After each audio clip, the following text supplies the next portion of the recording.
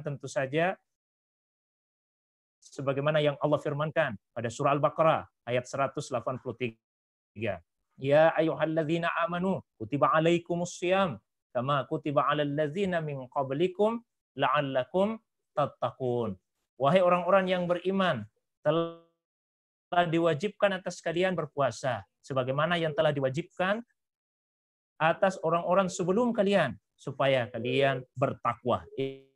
Itu hikmah, sasaran akhir yang diharapkan dari pelaksanaan ibadah puasa ini.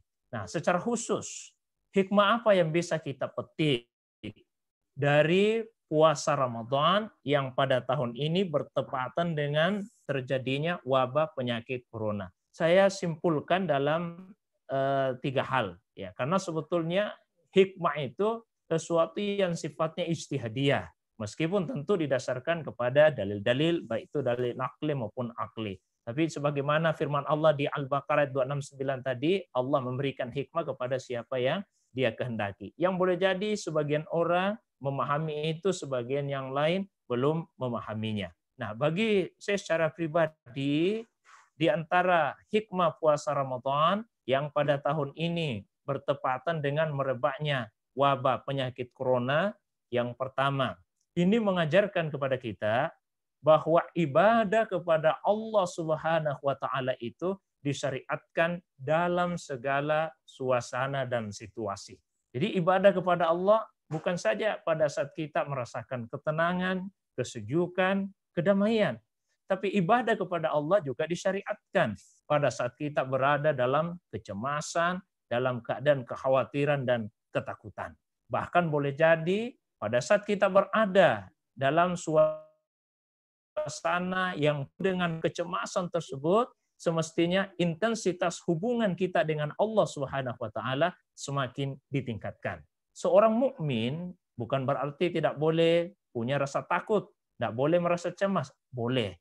Yang tidak diperbolehkan adalah fala khaufun alaihim, apabila kecemasan dan ketakutan itu mendominasi dirinya, mengalahkannya, kemudian membuat ia tidak mampu lagi untuk menjalani kehidupan ini dengan baik. Tapi apabila kecemasan tersebut bisa dimanage, bisa diatur dengan baik, sehingga justru menjadi penyebab bagi seorang mukmin untuk lebih dekat dengan Allah Subhanahu wa taala, maka itu justru adalah sesuatu yang terpuji. Maka mari kita ambil hikmah, ya, dari pelaksanaan puasa dalam suasana seperti ini, bahwa memang ibadah itu mesti ditujukan kepada Allah SWT dalam segala suasana. Itu yang pertama. Kemudian yang kedua, hikmah yang bisa kita petik adalah bahwa ibadah itu memang ditujukan kepada Allah Subhanahu wa taala semata-mata. Jadi ibadah ditujukan semata-mata hanya kepada Allah Subhanahu wa taala. Saya berikan contoh misalnya, setelah merebaknya wabah penyakit ini, maka kemudian ya ada himbauan dari para ulama kita, termasuk dari pemerintah, untuk tidak lagi melaksanakan sholat Jumat, salat 5 waktu, bahkan untuk Ramadan tahun ini tidak melaksanakan salat tarawih, dan beberapa syiar-syiar Ramadan lainnya di masjid. Semua dipindahkan, kita laksanakan di rumah kita. Ya, termasuk juga pemerintah Arab Saudi misalnya, sudah sejak beberapa bulan ini kemudian meniadakan untuk sementara waktu ya pelaksanaan ibadah umrah. Nah, ini semua mengajarkan kepada kita bahwa seorang muslim itu menyembah dan beribadah bukan kepada Ka'bah, tapi kepada pemilik Ka'bah. Di dalam Al-Quran Allah SWT berfirman, "Falyabudu rabba hadzal bait." Falyabudu rabba hadzal bait. Maka beribadahlah kepada Tuhan pemilik Ka'bah ini. Seorang muslim tidak menyembah Ka'bah, tapi yang dia sembah adalah pemilik Ka'bah, yaitu Allah Subhanahu wa taala. Itu hikmah yang kedua. Kemudian hikmah yang ketiga yang bisa kita petik adalah pelaksanaan puasa Ramadan dalam suasana merebaknya COVID-19 ini mestinya semakin meningkatkan kepedulian kita terhadap sesama. Ya, bahkan sekalipun kita sendiri berada dalam suasana yang penuh dengan kecemasan dan kesukaran. Seperti itulah ciri orang yang bertakwa. Ya, karena seperti yang saya sampaikan tadi, sasaran akhir dari pelaksanaan ibadah puasa yang disebut di surah Al-Baqarah 183, la'allakum tattaqun, agar kalian bertakwa. Takwa itu di hati kata Nabi.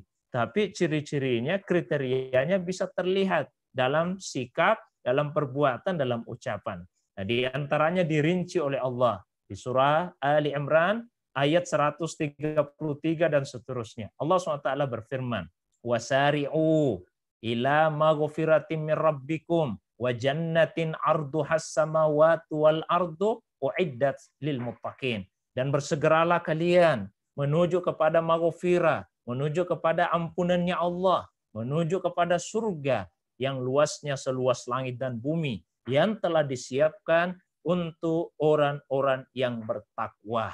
Siapa itu? Satu, yang langsung disebut pertama kali oleh Allah, alladzina yunfikuna fis-sarra'i wad-dharra, yaitu mereka yang senantiasa berinfak, baik pada saat ia berada dalam keadaan lapang maupun pada saat ia berada dalam keadaan kesusahan. Tidak dipungkiri bahwa tentu ya banyak sekali di antara keluarga, tetangga, sahabat, masyarakat kita yang terdampak secara langsung atau tidak langsung dengan adanya wabah penyakit COVID-19 ini. Di antara tetangga, keluarga, sahabat-sahabat kita tersebut boleh jadi ada yang telah kehilangan pekerjaan atau kemudian penghasilannya menjadi sangat berubah, berkurang secara drastis. Mungkin kita juga mengalami hal tersebut, tapi yakinlah bahwa masih banyak di antara saudara-saudara kita yang jauh lebih terkena dampaknya, yang jauh lebih merasakan kesusahan, yang jauh lebih merasakan penderitaan dengan adanya wabah penyakit ini. Maka meskipun kita sendiri berada dalam keadaan kesusahan, jangan menjadi penghalang untuk meningkatkan kepedulian kita terhadap sesama. Bukankah orang yang bertakwa sebagaimana firman Allah di surah Ali Imran tadi, alladzina yunfikuna fis-sarra'i wad-dharra, yaitu mereka yang senantiasa berinfak baik dalam keadaan lapang ataupun dalam keadaan kesusahan. Nah, yang terpenting yang ingin saya sampaikan pada kesempatan kajian kita sore hari ini, dan ini menurut hemat saya secara pribadi adalah hikmah yang terbesar dari puasa Ramadan di tengah wabah COVID-19 ini. Apa hikmah yang terbesar itu? Mengajarkan kepada kita semua akan hakikat keikhlasan. Keikhlasan. Ibadah itu semestinya semata-mata liibtiga mardatillah, untuk mencari keridhaan Allah Subhanahu wa taala.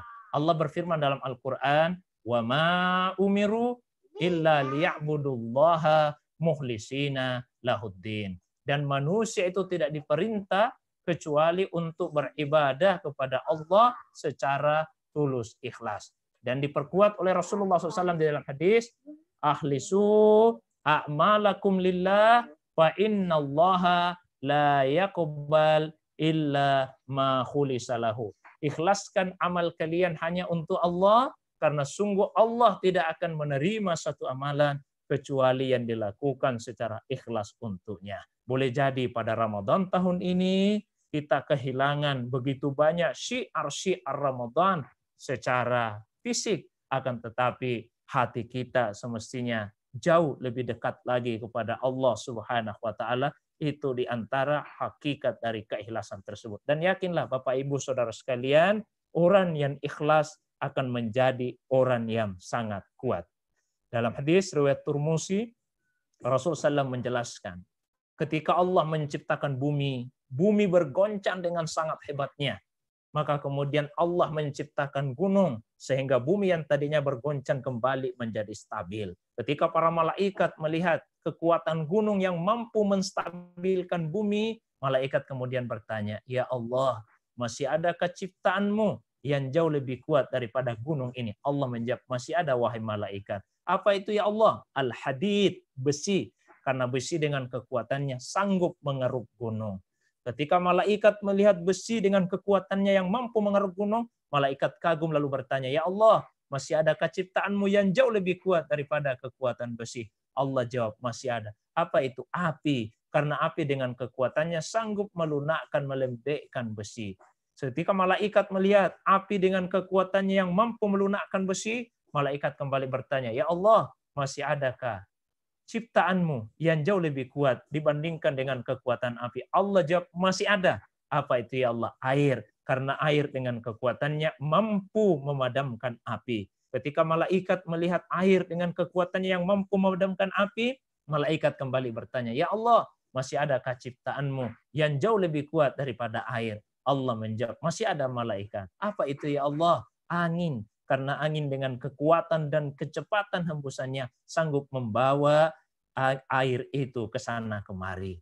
Ketika malaikat melihat angin dengan kekuatan dan kecepatan hembusannya, malaikat kembali bertanya, ya Allah, masih adakah ciptaanmu yang jauh lebih kuat, yang jauh lebih cepat dibandingkan dengan kekuatan dan kecepatan hembusan angin? Allah menjawab, masih ada. Apa itu ya Allah? Pada saat itulah Allah menjawab, anak manusia yang apabila dia ikhlas dalam berinfak, maka kecepatan amalannya jauh lebih cepat dibandingkan dengan kecepatan hembusan angin, dan dia akan jauh lebih kuat dengan apapun juga. Mudah-mudahan Bapak Ibu Saudara sekalian, kita bisa mengambil hikmah dari pelaksanaan puasa Ramadan pada tahun 1441 Hijriah di tengah suasana kecemasan karena merebaknya wabah COVID-19 ini. Paling utama, semoga kita semua lebih ikhlas lagi dalam menjalani ibadah, lebih ikhlas lagi dalam mencari keridhaan Allah Subhanahu wa taala. Demikian untuk sementara yang bisa saya sampaikan. Kalau ada tanya jawab, ada dialog, saya persilahkan pada Bapak Ibu sekalian. Saya kembalikan kepada host kita. Demikian, Assalamualaikum warahmatullahi wabarakatuh.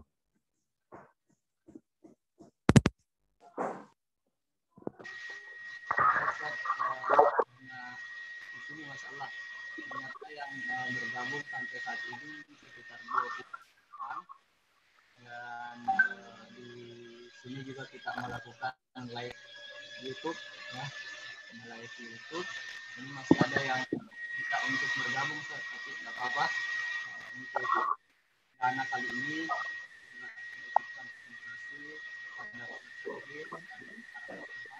kemudian kami akan membuka sesi tanya jawab. Barangkali ada pemirsa yang rindu ingin bersuara, atau mungkin dari penjelasan guru kita tadi, Ustaz Syahrir, ada hal yang ingin lebih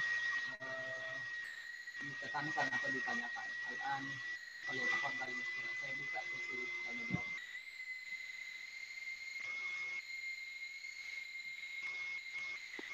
Ini di YouTube lagi ini, dan ada yang bertanya tentang bagaimana hukumnya orang yang melaksanakan ibadah sholat tarawih. Bagaimana hukumnya orang yang tetap tarawih tanpa anjuran MUI dan pemerintah, Ustaz, di masjid.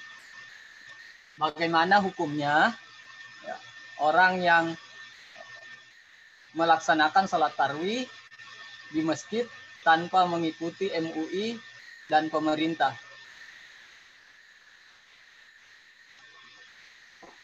Baik.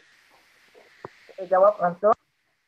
Ya, boleh Ustaz, dijawab langsung sambil yang lain bisa bertanya dengan mengetik juga.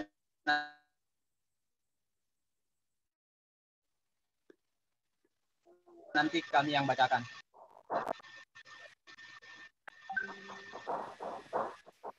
Baik.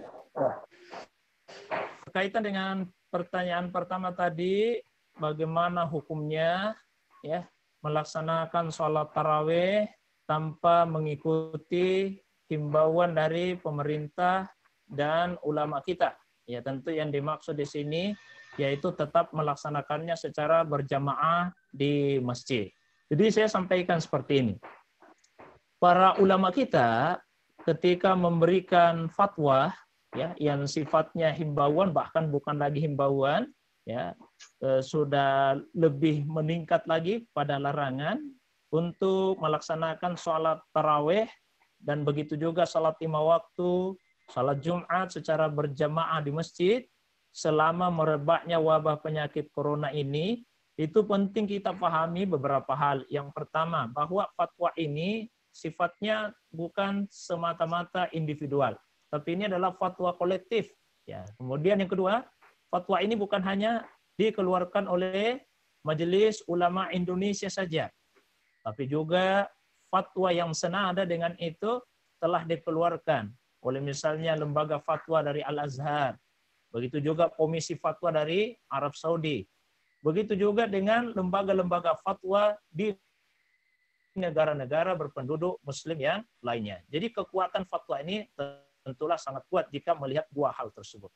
Kemudian yang ketiga, tidak bisa dipungkiri adanya pendapat secara personal. Ya, saya katakan secara personal, pendapat secara pribadi dari beberapa tokoh agama yang terkesan berbeda dengan fatwa tersebut. Dalam arti tetap membolehkan, bahkan tetap menganjurkan untuk pelaksanaan sholat tarawih secara berjamaah di masjid. Nah, menyikapi hal tersebut, saya secara pribadi mengacu kepada peristiwa yang pernah terjadi di masa Khalifah Utsman bin Affan. Ketika itu Khalifah Utsman bin Affan melaksanakan ibadah haji. Ya, beliau sebagai Amirul Hajj karena khalifah pada waktu itu. Di antara sahabat yang ikut dalam rombongan haji itu adalah sahabat Abdullah ibnu Mas'ud dan juga sahabat Abdullah ibnu Umar. Nah, pada saat berada di Mina, ya, jadi ketika berada di Mina, dan ingin melaksanakan salat, khalifah melaksanakan salat tersebut, salat zuhur, salat asar dengan jumlah rakaat 4 rakaat. Ini tidak disetujui oleh dua sahabat tadi, tidak disetujui oleh Abdullah ibnu Mas'ud, juga tidak disetujui oleh Abdullah ibnu Umar. Karena kedua sahabat tadi berpendapat semestinya salat zuhur, salat asar dikasar dilakukan di masa Rasulullah Sallallahu Alaihi Wasallam. Itulah yang dilakukan di masa sahabat Abu Bakar As-Siddiq menjadi khalifah, itu juga yang dilakukan di masa Umar bin Khattab, bahkan di masa-masa awal Utsman bin Affan. Nah, nanti setelah itu, lalu kemudian Utsman bin Affan ingin melaksanakan salat 4 rakaat. Jadi berbeda dengan pelaksanaan di masa Nabi, berbeda di masa Abu Bakar, di masa Umar bin Khattab. Sekalipun dua sahabat tadi berbeda pendapat dengan khalifah, tapi ternyata keduanya tetap mengikuti Utsman bin Affan melaksanakan salat 4 rakaat. Ya. Ketika Abdullah bin Mas'ud ditanya, beliau menjawab, al-khilafu syarrun. Al-khilafu syarrun. Menyelisihi atau berbeda dengan imam itu adalah sesuatu yang buruk.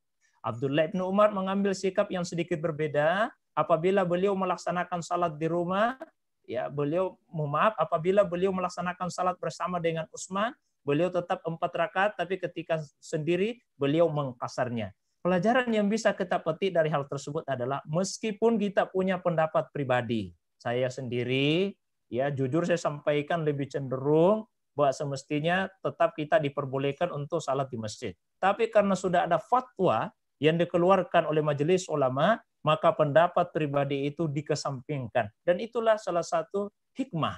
Jadi justru tidak menjadi sikap yang menunjukkan hikmah, tidak menjadi sikap yang menunjukkan kebijaksanaan apabila kita menyelisihi fatwa-fatwa tersebut. Apalagi jika sikap itu dilakukan secara demonstratif, secara konfrontatif, dan terkesan ingin menentang fatwa itu. Mari kita tunjukkan kelapangan hati kita, kebesaran jiwa kita, kesampingkanlah pendapat pribadi dan taatilah himbauan dari para ulama kita, himbauan dari pemerintah kita. Insya Allah, meskipun kita melaksanakan salat tarawih di rumah, pahalanya insya Allah tetap akan besar di sisi Allah Subhanahu wa taala. Tapi kalau pertanyaannya apakah sah salatnya kalau salat di masjid, ya mudah-mudahan sah di sisi Allah Subhanahu wa taala. Tapi sikap ini adalah sikap yang tidak hikmah, tidak menunjukkan kearifan dan kebijaksanaan. Saya kira itu, wallahu a'lam bissawab.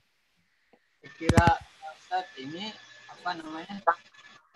sama juga ya dengan pertanyaan Akbar yang ada di grup Zoom chat. bahwa dia bertanya Ustaz, bagaimana katanya tentang zonasi yang membagi 3 zona, merah dan haram untuk sholat berjamaah, sedangkan kuning dan hijau itu wajib sholat. Ya, mungkin nanti ditanggapi. Tapi ada pertanyaan lanjutan, bagaimana hukum pelaksanaan sholat yang memberikan jarak bagi setiap jamaah 1 meter? Apa sih sebenarnya?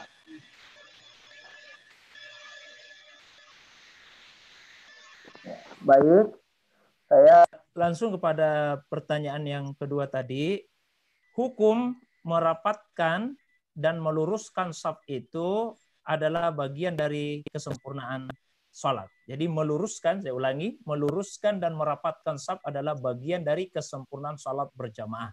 Tapi bukan merupakan syarat sahnya. Ya, merupakan kesempurnaan tapi bukan merupakan syarat sah. Dalam arti seandainya safnya tidak lurus dan seandainya safnya ya, tidak rapat, maka jamaahnya itu tetap dinilai sah. Meskipun ada yang berpendapat itu dihukumi makruh. Ini tanpa ada uzur. Ini jika tidak ada uzur. Itulah sebabnya imam pada saat meluruskan saf, di antara ucapan yang biasa diucapkan itu adalah sawu sufufakum fa inna taswiyatas sufuf min tamamis shalah. Luruskan, rapatkan saf. Karena sesungguhnya lurus dan rapatnya saf min tamam, bagian dari kesempurnaan. Ya, tidak dikatakan min sihhatis shalah, bagian dari sahnya, tapi bagian dari kesempurnaan. Artinya meskipun tidak lurus, meskipun tidak rapat, salatnya tetap sah. Nah, itu tanpa uzur. Apalagi jika kemudian ada uzur. Ya, jika kemudian ada uzur. Tapi tentu saja itu dilakukan sesuai dengan penilaian dari orang yang punya ilmu. Dan masalah penyakit ini, ya, masalah penyakit ini bukanlah keahlian dari ulama syariat secara khusus dalam arti yang hanya tahu tentang Al-Quran, tentang hadis, tentang fikih.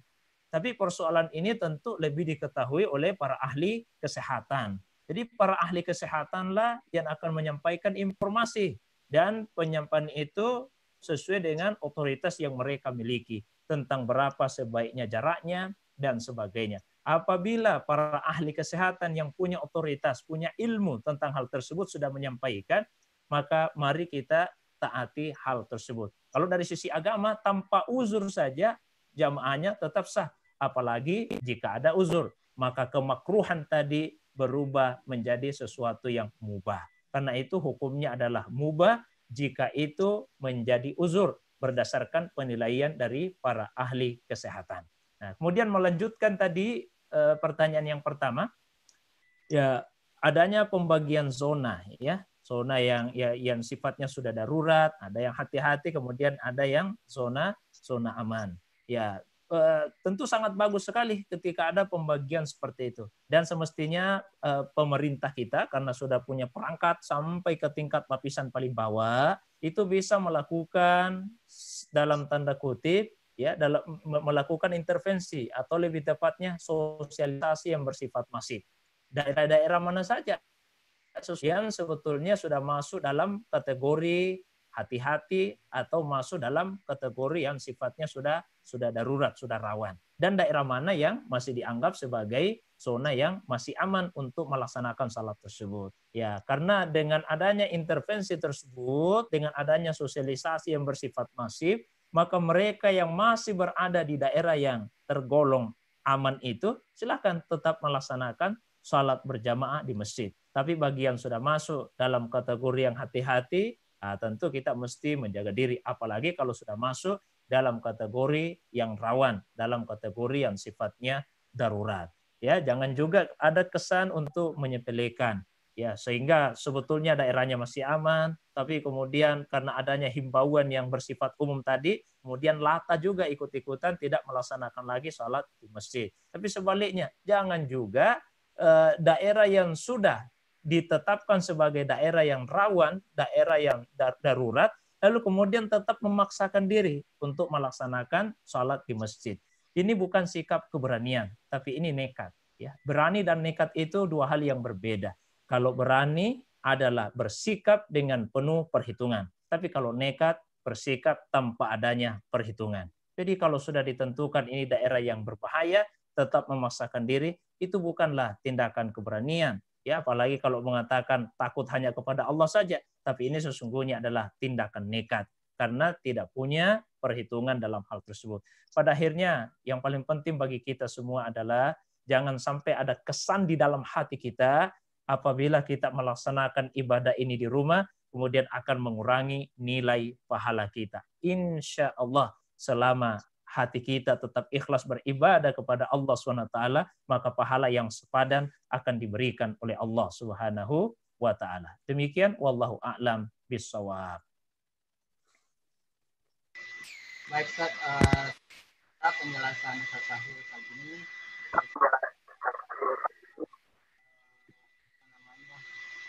bukan kita ingin mengakhiri, tapi waktu yang membatasi kita, Ustaz, untuk di acara ini, ya.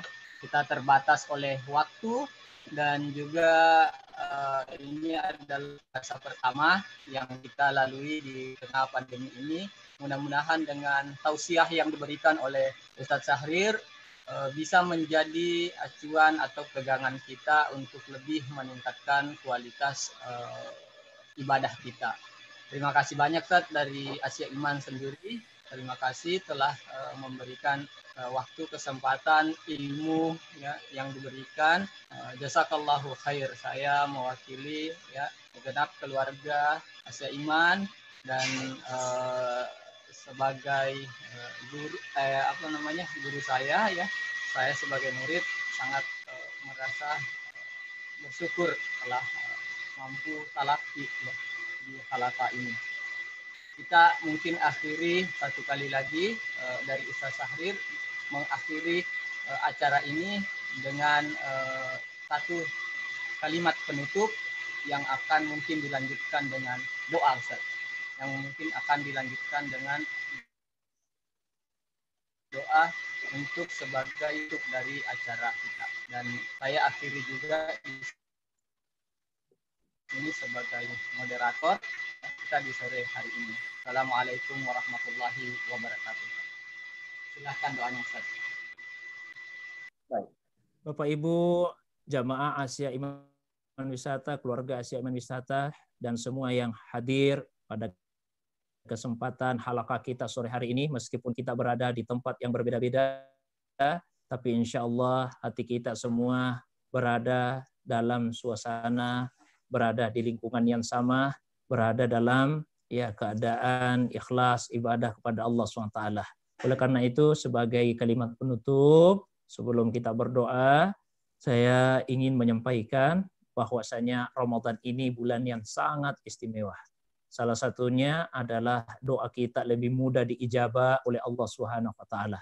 Apalagi hari ini adalah hari Jumat, dan di hari Jumat Rasulullah SAW menyatakan di hari Jumat ada satu waktu yang apabila ada yang berdoa bertepatan dengan waktu tersebut, apapun yang dia minta akan diijabah oleh Allah Subhanahu wa Ta'ala. Banyak ulama kita yang berpendapat bahwa waktu yang dimaksud adalah setelah selesai sholat asar, seperti waktu saat ini. Nah, karena itu Bapak Ibu hadirin sekalian, kita saat ini berada di hari Jumat setelah selesai salat asar di bulan Ramadan. Mari sama-sama kita berdoa kepada Allah Subhanahu wa Ta'ala. Secara khusus kita berdoa mudah-mudahan Allah Subhanahu wa Ta'ala menyebabkan wabah penyakit, sehingga kecemasan yang boleh jadi ada di hati banyak manusia juga ikut diangkat oleh Allah Subhanahu wa Ta'ala, dan semoga bisa mengambil hikmah dari peristiwa dan kejadian ini. Amin ya rabbal alamin. Alhamdulillahi rabbil alamin. Hamdan na'imin, hamdan syakirin, hamdan hamidin, hamdan yuwafi ni'ama yukafi mazidah. Ya Rabbana lakal hamd kama yanbaghi li jalali wajhikal karim wa li azimi sultanik. Allahumma salli ala Muhammad wa ala ali Muhammad. Allahumma inna nas'aluka salamatan fid din wa afiatan fil jasad wa ziyadatan fil ilmi wa barakatan fil rizqi wa taubatan qablal maut wa rahmatan indal maut wa maghfiratan ba'dal maut. Ya Allah, ya Tuhan kami mohon kepadamu ya Allah keselamatan dalam agama kami, kesehatan dan afiat pada tubuh kami, pertambahan pada ilmu, keberkahan pada rezeki, kesempatan bertaubat sebelum mati, cucuran rahmat ketika mati, dan ampunan-Mu ya Allah setelah kematian itu mendatangi kami. Ya Allah, ya Tuhan kami, Engkau-lah yang menurunkan penyakit dan Engkau jugalah yang mengangkatnya. Maka dengan penuh kerendahan hati kami mohon kepadamu ya Allah, segerakanlah untuk mengangkat wabah penyakit corona COVID-19 ini. Sehingga kami bisa beribadah kepadamu dalam suasana yang lebih penuh dengan ketenangan, kesejukan, dan kedamaian. Sehingga kami bisa kembali menghadiri rumah-rumahmu ya Allah dan menghidupkan syiar-syiar agamamu. Rabbana ghfir lana wa liwalidayna warhamhuma kama rabbayana shighara. Tuhan kami, ampuni dosa kami, dosa kedua orang tua kami. Sayangi mereka berdua ya Allah, karena mereka berdua telah sangat menyayangi kami, terutama ketika kami masih kecil. Rabbana hablana min azwajina wa dzurriyyatina qurrata a'yun waj'alna lil muttaqina imama. Tuhan kami, jadikan pasangan hidup dan anak keturunan kami menjadi penyejuk mata kami ya Allah. Jadikan kami sebagai teladan bagi orang-orang yang bertakwa. Allahumma dfa'anna al-bala' wal waba wal fitan ma zahara minha wa ma batan. Ya Allah ya Tuhan kami, jauhkanlah dari kami segala macam bala, segala macam mara bahaya, wabah penyakit, dan begitu juga fitnah, baik yang nampak maupun yang tersembunyi. Rabbana atina fid dunya hasanah wa fil nar. Subhanaka rabbil izzati amma yasifun wa salamun alal mursalin wa akhiru da'wana anil hamdulillahi rabbil alamin. Demikian, mohon maaf atas segala kekurangan. Mudah-mudahan halaqah Ramadan dari Asia Indonesia pertemuan ke depannya jauh lebih baik lagi. Demikian, subhanakallah bihamdik, asyhadu an la ilaha illa anta astaghfiruka wa atubu ilaik. Wassalamualaikum warahmatullahi wabarakatuh. Waalaikumsalam warahmatullahi wabarakatuh. Terima kasih banyak yang nonton. Terima kasih. Insya Allah besok kita akan lanjut dengan pemateri Ustadz Islamul Haq LCMA yang akan membawakan materi tentang amaliyah Ramadan. Akhiran, assalamualaikum warahmatullahi wabarakatuh. Bagaimana kalau mau keluar?